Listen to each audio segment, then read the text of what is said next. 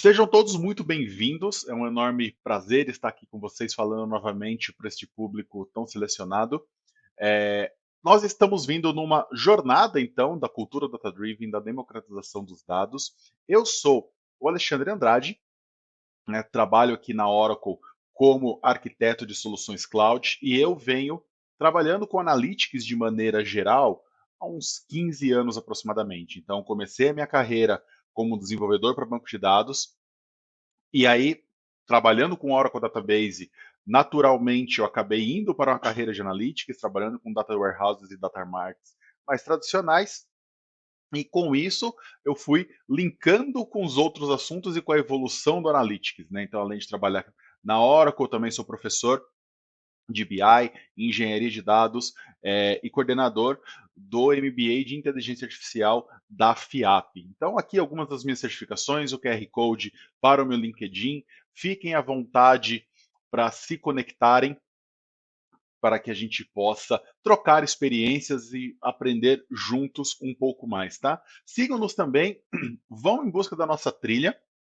porque essa aqui é uma parte da nossa jornada de democratização de dados, né? Então, nem é o primeiro, nem é o último assunto. Então, nós vamos recorrentemente trazendo novidades aqui para vocês. Então, fiquem à vontade para acompanhar o nosso canal do YouTube, para vocês estarem sempre antenados com tudo que a gente tem para trazer, tá bom? Bom, para quem já viu antes, parte dessa agenda aqui já é conhecida de vocês. Então, o que, que eu vou fazer? Obviamente, hoje tem boas novidades aqui, a gente vai trazer algumas coisas a mais. Então, vou recapitular um pouco do primeiro filme, antes de nós entrarmos aqui no segundo filme e deixar, obviamente, o terreno preparado para o terceiro filme. Então, essa aqui vai ser uma trilogia que provavelmente não vai acabar no terceiro, né? Talvez uma trilogia de 4 partes, de 5 partes. Eu sei que isso não faz o menor sentido, mas se Hollywood faz, por que, que nós não podemos fazer também? Bom, o primeiro ponto que eu gostaria de retomar, de relembrar a gente, é sobre percepção, né? Percepção é uma função do nosso cérebro que atribui significado a estímulos sensoriais a partir de históricos de vivências passadas, ou seja, das memórias. Olha que bonito. O que isso quer dizer? Percepção, então, é algo que é muito pessoal. Cada um vai ter a sua percepção do que é bonito, do que funciona, do que é legal, do que é interessante. E essa percepção ela vai mudando conforme as nossas experiências, conforme a gente vai percebendo o mundo diferente. E isso pode mudar, às vezes, até dependendo do nosso humor. Não tem dia que a gente acha uma cor mais bonita do que outra, e no outro dia a gente volta a gostar daquela que a gente gostava originalmente, né? Então, as nossas percepções elas estão muito linkadas com o que nós fazemos no nosso dia a dia, com a nossa formação, com a nossa família, com a nossa background cultural. E percepção, tipicamente, é algo opinativo e não factual.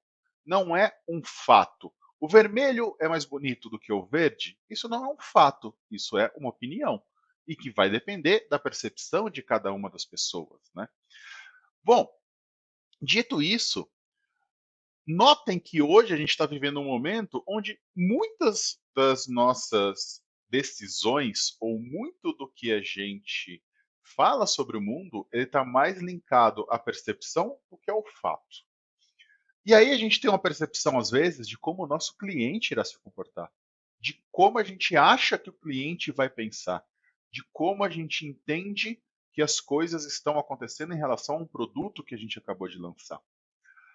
Só que será que nós não estamos nos apegando às percepções ao invés de fatos?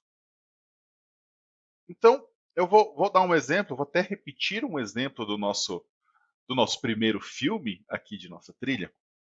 Eu, por exemplo, uso o Android há uns 2 anos aproximadamente, tá? Só que antes disso, eu usei o iPhone por quase 10 anos. E aí eu tenho certeza que neste momento tem alguns de vocês que estão olhando para esse vídeo falando o seguinte: como assim? Quase 10 anos? Nem existia iPhone há tanto tempo, né? Nem a pau faz tanto tempo assim que esse iPhone foi lançado. Que mentiroso.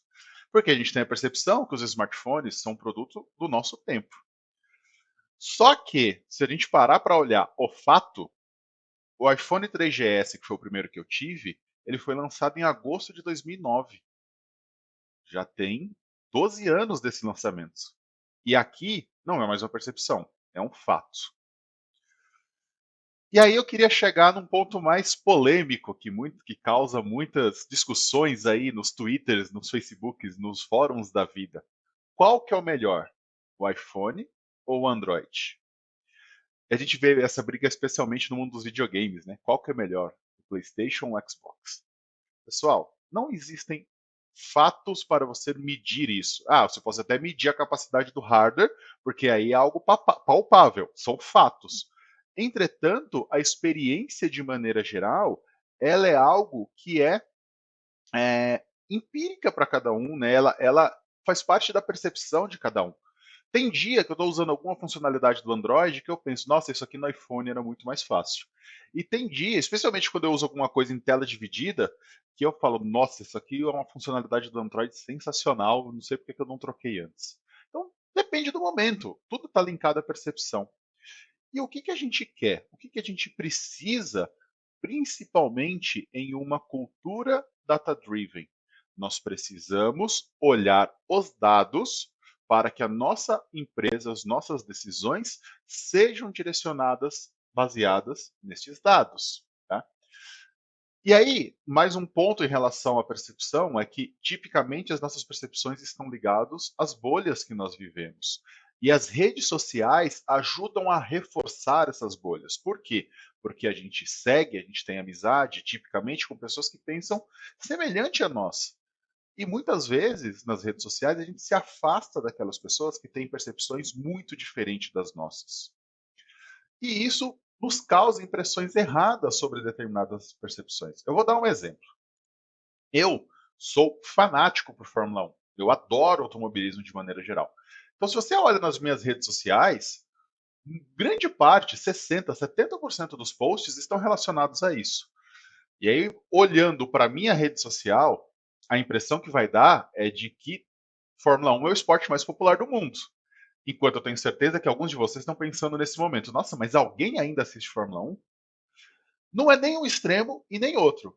Ainda é um esporte muito popular, só que ele não está longe de ser o mais popular do mundo.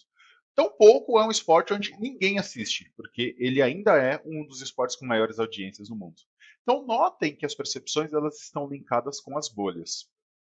Só que para os nossos negócios, a gente tem que tirar nossa bolha de lado, a gente tem que tirar até os nossos conceitos formados previamente, os nossos preconceitos, aqui não falando de uma maneira negativa, para que as decisões sejam efetivamente embasadas nos dados. Todos os dias, decisões são tomadas baseadas em nossas percepções. Não só decisões pessoais, mas decisões que afetam os nossos negócios. Ainda mais hoje, no mundo digital, onde as transformações, as concorrências e as dificuldades para os negócios são tão latentes, são tão grandes, é muito importante que a gente tome decisões rápidas e decisões corretas. Então, assim, quer dizer, então, que os nossos executivos da minha empresa lá, eles têm um monte de relatório, de dashboard, de cockpit. Eles tomam decisões baseadas em dados. Ok, mas eu não estou falando só dos executivos. Eu estou falando de todo mundo. É aqui que entra a cultura data-driven. Nós estamos caminhando para um mundo onde não só os C-levels terão painéis em suas salas, nos seus escritórios, onde absolutamente todos os funcionários da empresa deveriam ter relatórios para ajudar as suas decisões, não importando o seu nível de carreira. Então, isso é bastante importante para que a gente democratize os dados e tenha decisões mais embasadas o tempo todo. Então, vamos discutir isso um pouquinho mais, tá? Mas, além disso, com isso posto, não é para se jogar fora as nossas percepções também, porque elas continuam sendo relevantes, elas continuam sendo importantes dentro do processo decisório. E eu vou mostrar aqui um exemplo. Tem aqui um relatório, né, que vocês devem estar enxergando, que é o total de lucro gerado pelos fliperamas, pelas casas de fliperama, não sei se, né, se vocês ainda se lembram delas, versus os doutorados em ciências da computação nos Estados Unidos. Vejam só que, olhando para este gráfico, a gente percebe uma fortíssima correlação entre elas. Só que essa aqui é o que a gente chama de correlação espúria. Então, quando nós olhamos única e somente para os dados, qual que é a conclusão que a gente chega? Se a gente abrir mais casas de fliperama, teremos mais doutores em ciências de dados. Desculpa, em ciência da computação. Nossa, legal isso, né? Então vamos abrir mais fliperama. Ou ao contrário, né? Quanto mais doutores em ciências da computação eu tenho, mais casas de fliperama vão lucrar. Gente, não tem correlação isso. Então, basear os dados serem a base do que a gente quer aprender, do que a gente quer usar e do que a gente quer ter na nossa tomada de decisão, não exclui também a nossa experiência, não exclui também a nossa percepção. Então precisa existir um equilíbrio. Não confiar cegamente nos dados, porque eles podem eventualmente nos enganar com correlações que não fazem sentido, como nesse caso, e aí entra também o fator humano, porque nós, seres humanos, tipicamente buscamos padrões, a gente gosta de enxergar padrões nas coisas, mas também tem o fator de usarmos a nossa percepção para perceber que correlações como essa não fazem sentido, tá? Bom, com isso tudo posto, né? Aonde que eu quero chegar com essa história toda de cultura data-driven, de levar os dados para todos? Tá? Recentemente, eu tive numa empresa que ela estava numa estratégia de transformação digital que ela adotou a máxima de democratização dos dados. Ou seja, todos os dados deveriam estar disponíveis para todos. E como que eles adotaram isso? Eles montaram uma squad de Big Data e a partir daquele momento todo novo sistema a ser desenvolvido deveria obrigatoriamente enviar os seus dados também para o Data Lake. Né? Então notem que quando eu comecei a trabalhar com BI, qual que era o motivador? Como que a gente direcionava as coisas? Chegávamos para a área de negócio, falava, área de negócio, o que você quer analisar? Ah, eu quero fazer um KPI que tenha isso e aquilo, e eu quero assim, assim, assado, ou vinho bom e velho, eu quero tudo. Cara, tudo não dá. O que você quer? Então eu preciso ter tal relatório com tal KPI. Legal. Vai lá, modela a dimensão, modela a fato, faz lá, monta a estrela, constrói o ETL, traz os dados da origem, transforma, monta o KPI, monta o relatório, mostra para o usuário final. Aí o usuário final começa a usar. Pensando bem, acho que seria interessante se tivesse um determinado indicador aqui. Volta para a trilha de desenvolvimento de novo, traz o dado da origem, faz o ETL, carrega no datamart, coloca no relatório e mostra para o usuário. Aí daqui a pouco ele pede mais um, daqui a pouco ele olha para aquilo e fala, mas está muito lento, não está me atendendo mais, e ele volta para o Excel e abandona o Data Visualization dele. Por que isso acontecia? Percebam que essa trilha ela é lenta, né? E talvez os negócios até pudessem aceitar isso antes. Mas hoje, no mundo digital, as decisões precisam ser tomadas mais rápido e com todos os dados disponíveis. Portanto, tirar os dados do meu sistema transacional, colocar num datamart e mostrar isso num relatório com um D-1, ela continua sendo uma estratégia importante, mas ela não pode mais ser a única estratégia de dados. A gente precisa ter também integrações em tempo real.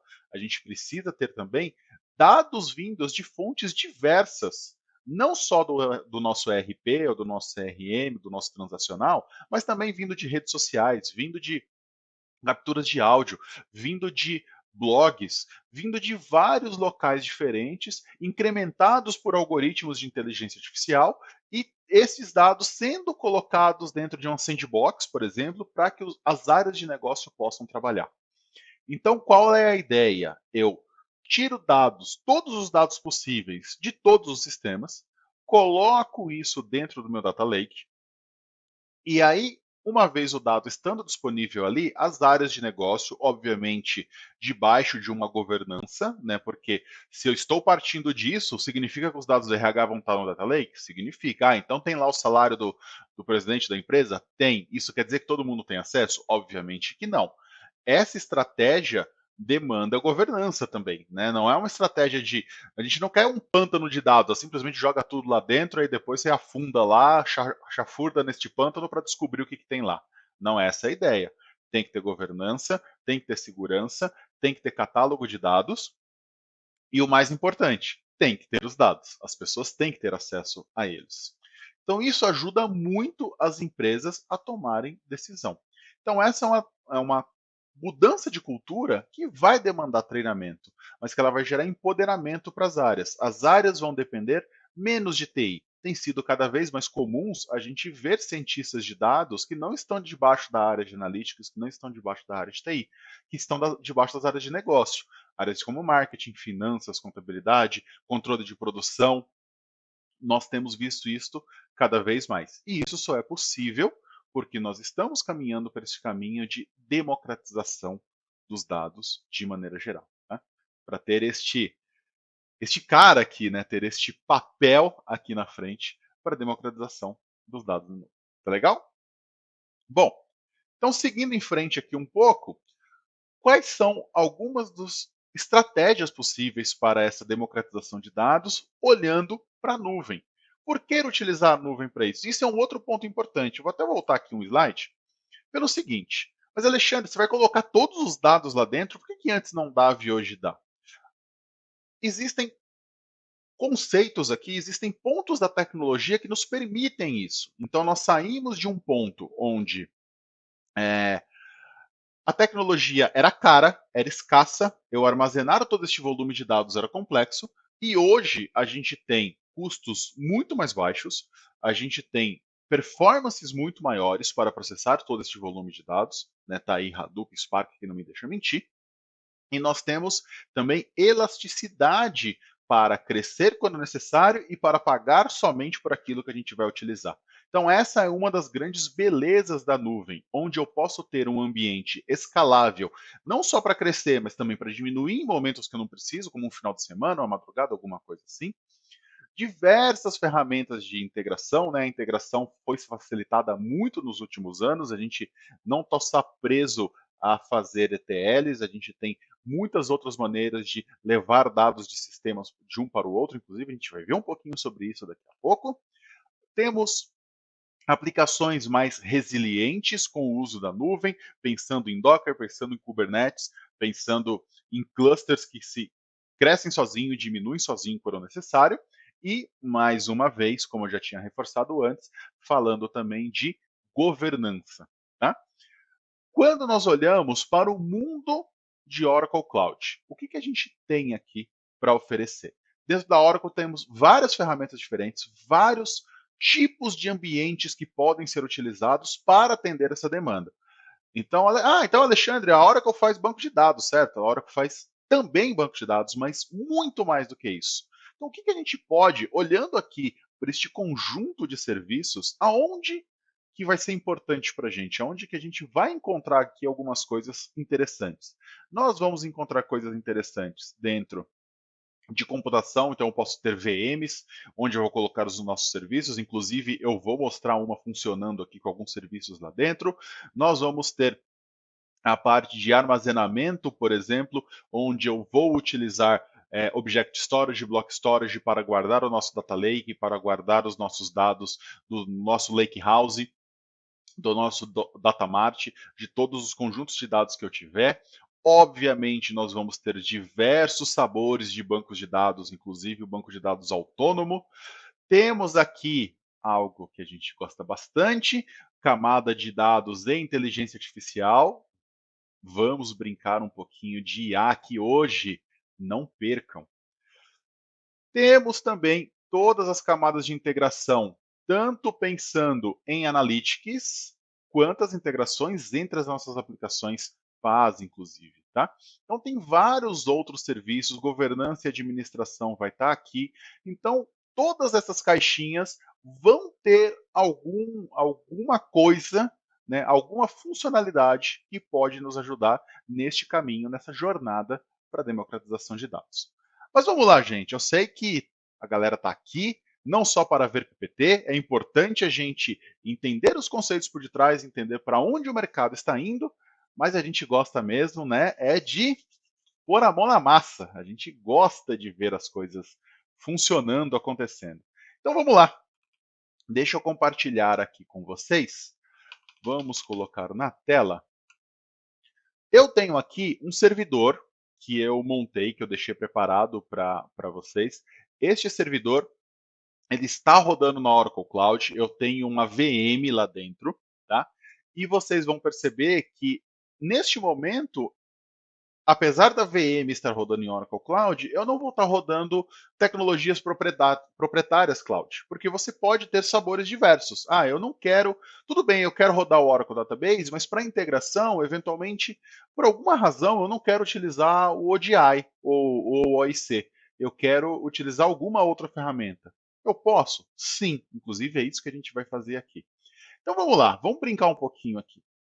Ó, vou até fechar para abrir novamente. Não sei se todos vocês já conhecem, se vocês já ouviram falar, existe uma ferramenta de integração muito bacana chamada NiFi. É uma ferramenta que foi desenvolvida pela NSA, sim, aquela NSA do governo americano, e ela foi aberta para domínio público, né? Está dentro da comunidade Apache já há alguns anos. E ela é uma ferramenta de integração em tempo real. Ela é baseada ela é feita em Java, né? Então ela tem um conceito bastante interessante aqui e ela é baseada em processadores. Como funciona cada um desses processadores? Então, os processadores serão as caixinhas aqui da minha integração e vocês vão notar que ela tem vários tipos, várias possibilidades de integração diferente. Então, tenho aqui neste momento, 284 tipos de caixinhas, com integrações dos mais diversos tipos, como a gente pode ver. Posso pegar dado do DynamoDB, posso fazer uma integração com FTP, posso get HTTP se eu quero integrar com alguma API, por exemplo, trabalhar diretamente com Mongo. Tenho um monte de integração. Tenho integração para Bucket, para gerar log, para ler log, o que vocês imaginarem, ele tem. E o interessante é, eventualmente, putz, mas tem alguma coisa muito específica aqui que eu não tenho. Tudo bem, você pode escrever um programa em Java, um programa em Python, e executar este programa aqui de dentro. Então as possibilidades de integração são infinitas praticamente, né? O céu é o limite do que você pode integrar. Mas vamos lá. Vamos pensar aqui o seguinte: o que a gente vai fazer aqui de brincadeira hoje? Eu comentei com vocês sobre a importância de trazer o maior volume de dados possíveis para dentro do nosso Data Lake para que a gente possa fazer as análises das mais variadas possíveis. E uma dessas fontes pode ser um sistema externo, como por exemplo o Twitter.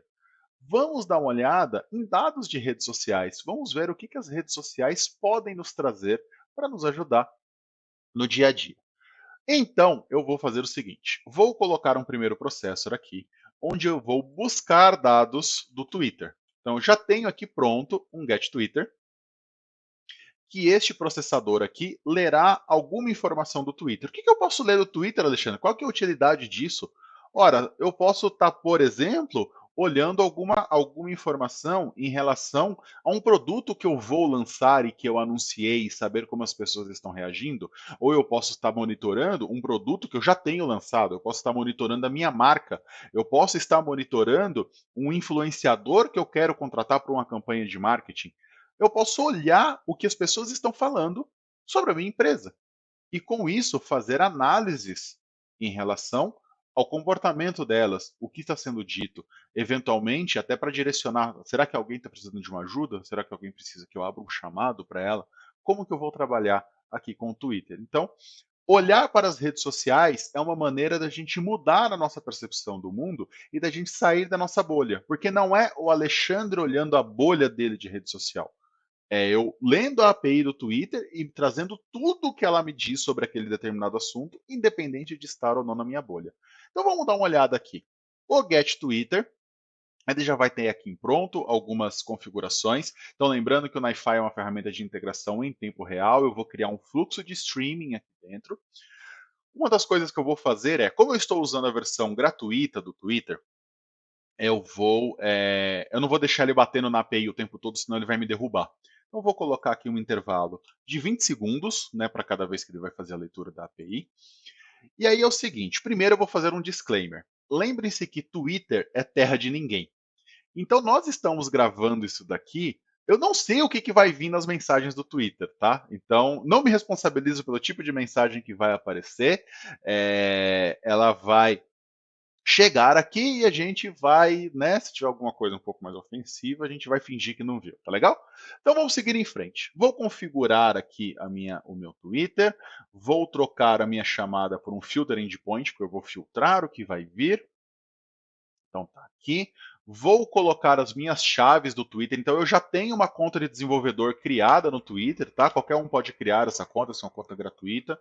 Vou colocar aqui as chaves para que a gente possa fazer essa integração.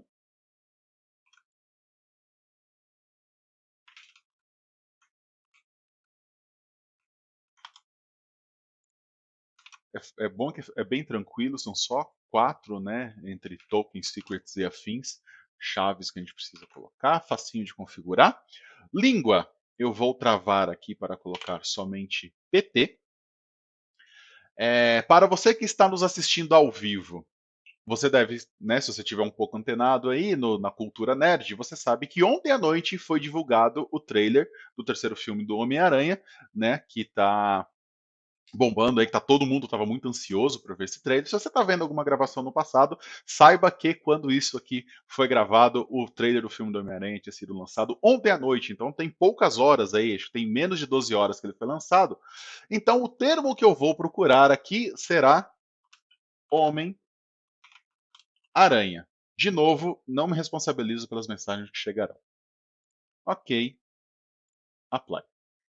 Está configurada a primeira caixinha. O que eu vou fazer agora? Nós vamos perceber que o payload do Twitter ele é bastante é, é, grande, digamos assim. A quantidade de informações que vem dele é muito variada. Então ele vai me trazer qual foi o usuário que tweetou, o ID do usuário, de que sistema que ele colocou isso, qual que é o endereço da foto de perfil dele, qual que é o endereço da foto de background, quando a conta foi criada.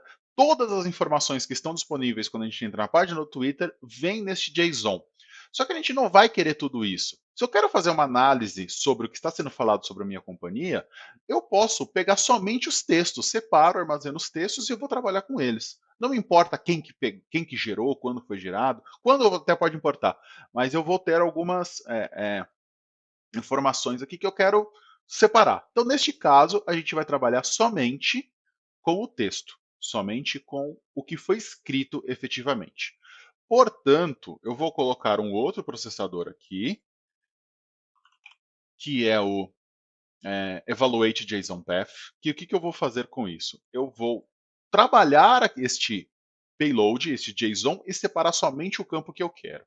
Então, vou conectar aqui um ao outro, percebam que isso não exige prática, tão pouco habilidade. Vou adicionar.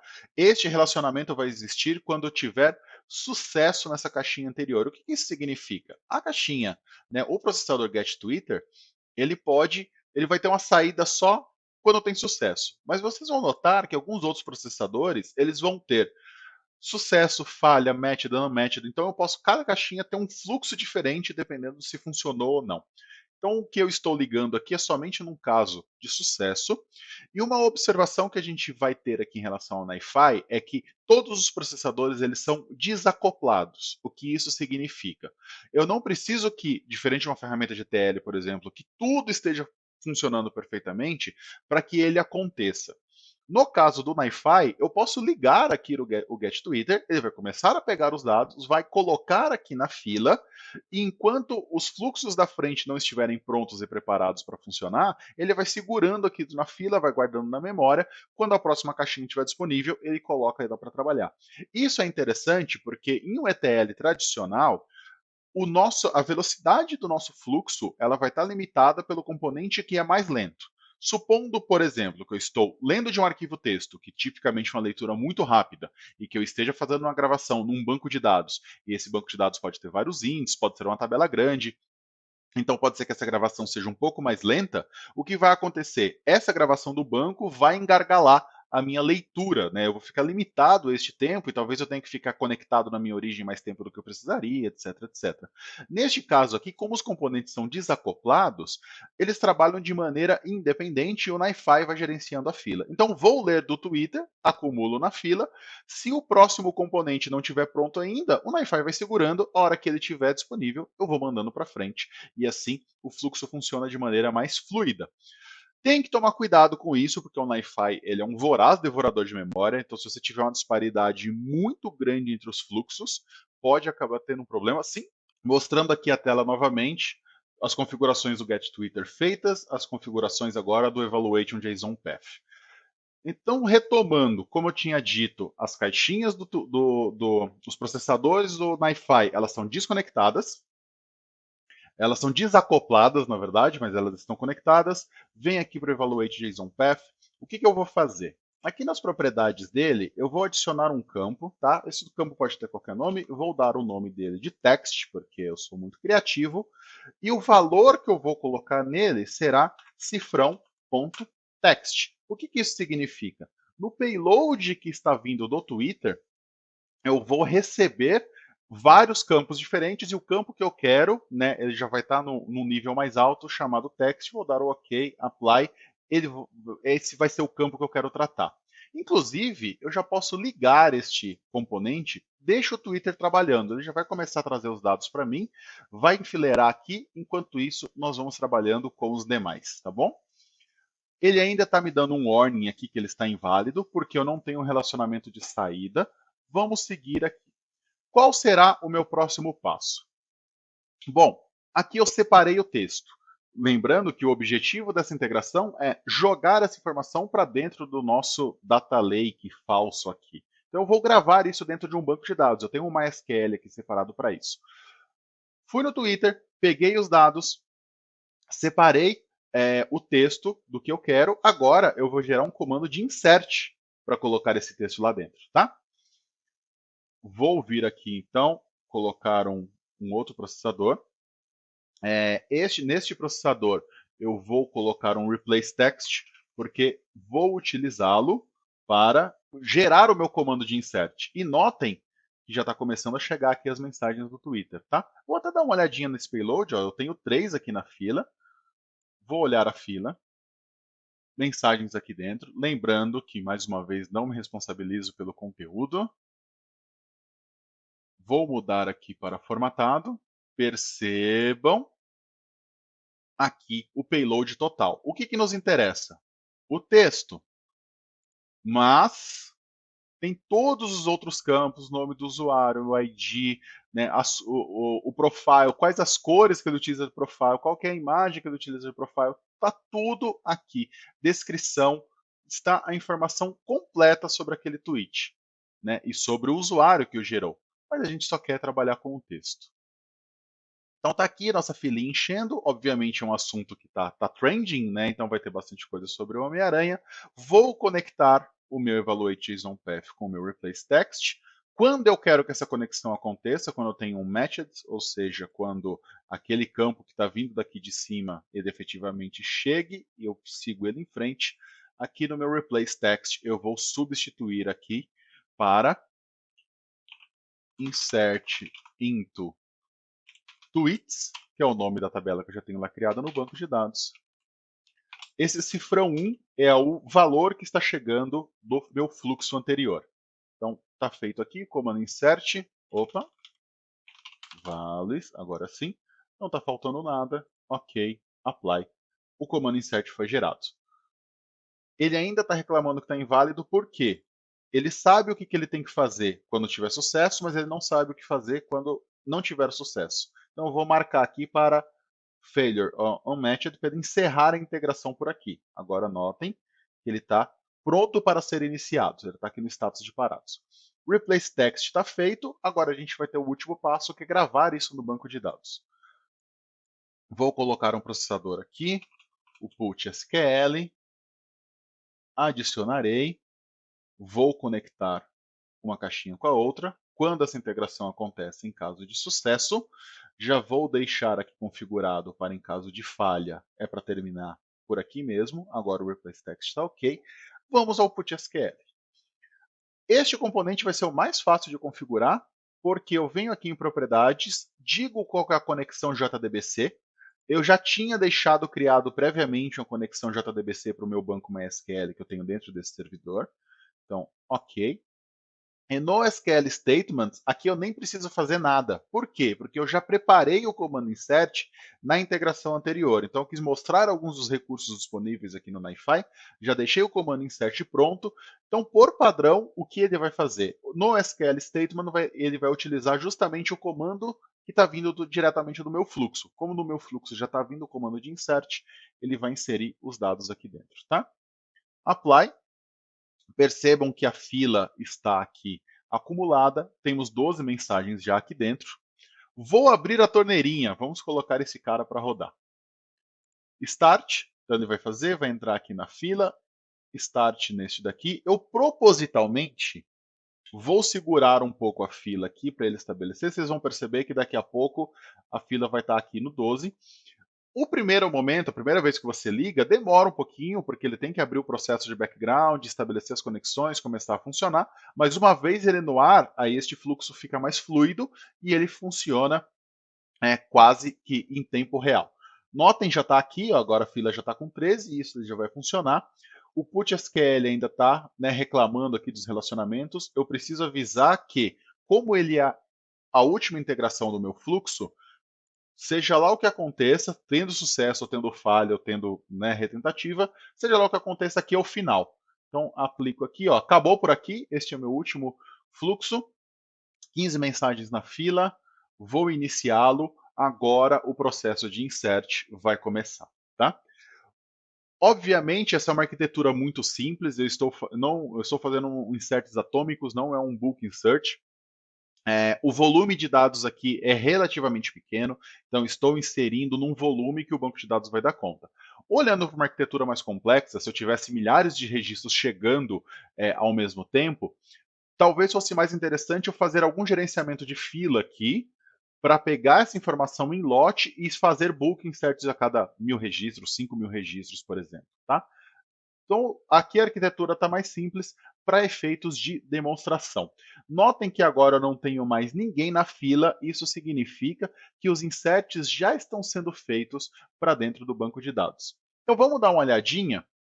Eu deixei configurado aqui um Metabase, que esse Metabase já olha para esse banco e já está conectado, então eu tenho uma SQL aqui, tem um MongoDB nessa VM também, tem um Presto, mas o que nos interessa neste momento é uma SQL. Clico nele, vou vir aqui na minha tabela tweets e vejam só, aqui estão todas as mensagens que foram capturadas. E ele vai continuar capturando, o fluxo está funcionando. Deixa eu dar um pouquinho de zoom aqui, para ficar mais fácil de vocês enxergarem. E aí, o fluxo está andando, posso dar um refresh aqui. Ó, percebam que já tem uma mensagem nova, essa aqui era a última antes do meu refresh. Então o fluxo está acontecendo, as mensagens estão chegando em tempo real. Bom, essa aqui é uma primeira parte do que a gente pode falar da captura desses dados. Legal, os dados chegaram aqui dentro, eles estão disponíveis dentro do meu ambiente. E agora, o que eu posso fazer com esses dados? Então a gente tem um fator aqui, uma novidade, digamos assim. Tá? A Oracle disponibiliza alguns serviços de. Vou tirar um pouquinho aqui o zoom. Alguns serviços de inteligência artificial para análise e classificação de textos, para NLP. Então, esses serviços foram lançados aí ao longo das últimas semanas, dos últimos meses. Ainda existe um roadmap de evolução, novidades ainda virão. Mas o que a gente tem em relação a isso? Vamos dar uma olhadinha nos serviços que estão disponíveis e a gente põe um pouquinho mais de mão na massa, tá? Como que a gente aumenta, então, como a gente melhora a percepção dentro deste mundo de dados? Pronto, agora sim. Então, o que eu mostrei até agora foi um mundo olhando ferramentas não dentro do mundo Oracle. Mas, Alexandre, eu quero ter o meu ecossistema Oracle de ponta a ponta. Eu posso? Pode. temos diversas ferramentas para ingestão de dados, temos diversas ferramentas disponíveis para integração, para transformação e para visualização e distribuição dos dados. Notem que, se você quer ter um data lake Oracle de ponta a ponta, nós temos a solução completa para você. E você não está preso a tudo ou nada. Quero utilizar só uma parte do mundo Oracle, uma outra parte eu quero utilizar outras tecnologias, porque eu já tenho familiaridade, porque a gente já utiliza na nossa empresa, porque as minhas equipes já estão treinadas. Zero problema, você consegue também. Tá legal? Além de todos esses serviços, temos os serviços de inteligência artificial. Estes serviços baseados em speech, em visão computacional, em language e tomada de decisão. Então, ao longo da jornada de hoje, vocês vão ver alguns desses serviços funcionando, alguns desses serviços da plataforma de ciências de dados, e nessa palestra, nesse speech, a gente vai ver serviços de linguagem. O que a Oracle oferece dentro deste mundo, tá? Então, a gente vai ter aqui detecção de idiomas, reconhecimento de entidades, análise de sentimentos, extração de termos-chave e classificação de texto. Se nós olharmos, por exemplo, para a detecção de idiomas, a gente pode identificar qual que é o idioma dominante dentro do documento. Hoje, no momento que este vídeo está sendo mostrado para vocês, são 75 idiomas suportados, mas isso irá crescer. E aí um exemplo de caso de uso é você direcionar, por exemplo, chamados para centros de atendimentos que falem aquela língua. Então, se você trabalha numa empresa global, se você trabalha em um local onde você tenha pessoas espalhadas no mundo inteiro com diversas línguas diferentes, isso pode acabar te ajudando, tá? Então, isso é uma das funcionalidades que estão disponíveis nesse momento e que você pode até utilizar para trabalhar com os dados daqueles tweets que a gente capturou. Outro exemplo, outra funcionalidade, análise de sentimentos. Análise de sentimentos é algo que é muito utilizado hoje, principalmente para esse tipo de análise de tweet, né? Monitoramento de marca, pesquisa de mercado, análise de feedback de funcionários, review de clientes, pesquisa de produtos, monitoramento de call center. Tudo isso pode ser utilizado a partir de algoritmos de análise de sentimentos e a Oracle já tem API pronta para isso. Você pode utilizar os nossos serviços para esse tipo de coisa. Extração de termos-chaves. Tá? Isso aqui é legal para identificar sobre o que está falando aquele texto. Mais uma vez, eu posso utilizar isso para verificar se faz sentido dentro do mundo que nós estamos trabalhando. Né? Então, aquele texto que eu estou procurando, ele está correlacionado com o que eu quero, com o que eu efetivamente quero analisar? Mais exemplos de casos de uso: chamado de suporte, análise de e-mail, mais uma vez monitoramento da marca. Será que aquela citação realmente está relacionada à minha marca ou não? É algo separado? Ou estou relacionando aquilo com alguma coisa que faz sentido dentro do meu mundo? Reconhecimento de entidades também é um caso interessante, porque a gente pode utilizar, por exemplo, para alerta de uso de dados pessoais. Então, hoje existem preocupações de compliance importantes ao redor do mundo, e aí eu posso identificar se naquelas informações que eu estou olhando, se tem um nome de alguém, se tem um e-mail, se tem um evento, se tem um local, né, o que tipo de dado que eu tenho ali e e o que eu posso fazer, como eu posso utilizar aqueles dados. Além disso, temos também aqui o serviço de classificação de texto. Então, hoje a Oracle tem todas essas categorias e dentro dessas categorias diversas subcategorias que podem nos ajudar na classificação. Então, um exemplo de caso de uso é uma agência de notícias que tem um repositório de artigos antigos que eles querem categorizar. Ou então, mais uma vez, análise de feedback de cliente, identificação de risco de compliance, suporte a cliente. Tudo isso a gente pode utilizar. Como que nós utilizamos, como a gente consome essas APIs? Nós temos via API REST, como a gente consome os serviços, né? Então, via API REST, por exemplo, eu posso fazer os consumos, posso utilizar isso via as SDKs, então a gente vai ver um exemplo aqui utilizando SDK em Python, ou podemos também, por último, mas não menos importante, a console do OCI. Vamos lá, mais uma vez, um pouquinho mais de mão na massa. O que eu vou mostrar para vocês agora? deixa eu abrir aqui o meu MOBA. Eu vou fazer o seguinte, eu vou conectar na minha VM, tá? Nessa VM eu já tenho um código Python rodando para analisar todos esses testes. Então aqui, para fins didáticos, eu deixei o código Python separado, eu vou mostrar para vocês o que tem lá dentro desse código, vocês vão perceber que é um código bastante simples. Entretanto, eu poderia ter isso já lá na minha integração, onde no NiFi eu poderia chamar este código Python, fazer essa análise por dentro dele e na saída dele eu já gravar o meu banco de dados, qual foi o sentimento identificado, ou qual foi a língua daquele texto, quais foram as entidades identificadas, tudo isso relacionado ao texto, tá legal? Vamos dar uma olhadinha aqui então. O que eu tenho aqui? Percebam que eu tenho um import OCI, então com isso eu já fiz a chamada da SDK, né? Estão configurados aqui as minhas conexões a partir de um arquivo de configuração padrão da Oracle Cloud Interface. E aqui estão os serviços. Quais serviços que eu vou utilizar? Neste Python aqui, neste script, eu vou passar um texto como entrada de parâmetro e ele vai me devolver as informações sobre o texto analisado, qual que é a língua dominante, qual que é a entidade, quais são os termos chaves, tá? Análise de sentimento e a classificação do texto. Então, os serviços já estão aqui prontos, percebam que não tem nada muito complexo para eu fazer a chamada, simplesmente chamo aqui, passando o argumento de entrada, e aqui eu vou dar um print para a gente ver as respostas de cada um destes casos. Tá legal? Então, vamos sair daqui e vamos ver ele funcionando. Opa! Vou começar um pouquinho mais ousado. Vou colocar aqui um texto do Shakespeare, extraído diretamente de Hamlet. Então ele fez a análise, já me respondeu. Então percebam aqui, deixa eu voltar aqui um pouquinho. Então ele me mostra aqui qual que foi o texto analisado, qual foi a língua identificada. Então neste caso ele identificou o inglês com 89% de certeza.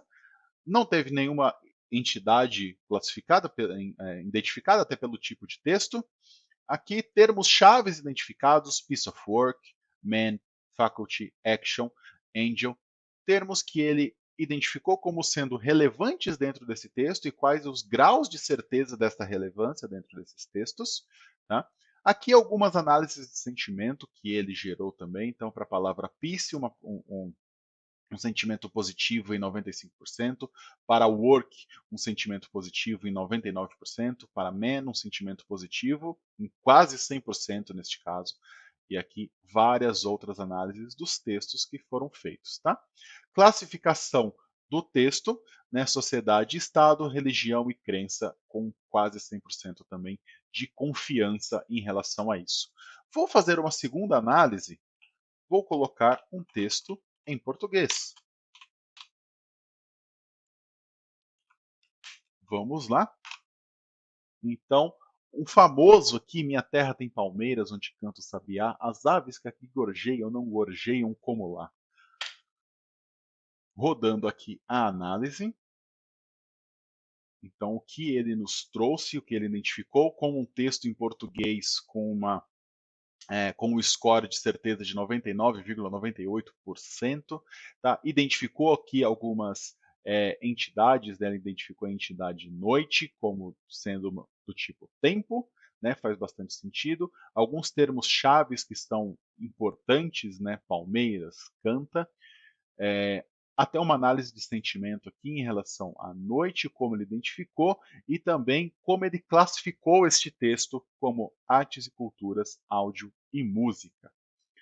Pessoal, então notem que a gente tem aqui diversas possibilidades de uso. Então, dentro de uma cultura data-driven, dentro de uma democratização de dados, o que eu fiz? Eu trouxe dados de uma fonte completamente externa à minha companhia, entretanto, podendo aplicar aqui dentro uma utilização que seja relevante para as minhas análises. Fiz uma campanha de marketing. Como ela reagiu? a minha empresa foi notícia, como que as pessoas reagiram em relação a isso? Ou o meu concorrente lançou um determinado produto, o que as pessoas estão falando deste produto? Será que nós deveríamos correr atrás e lançar um produto semelhante? Tudo isso é importante do ponto de vista empresarial, do ponto de vista de análise de negócios.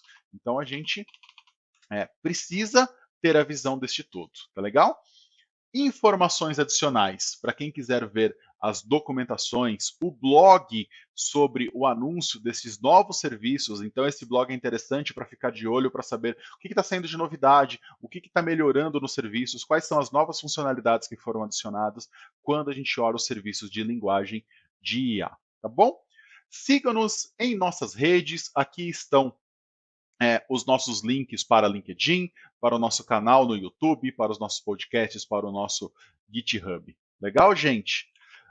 Mais uma vez, muito obrigado por essa oportunidade de fazer essa palestra, de falar aqui para vocês. É sempre uma honra poder estar aqui com todos.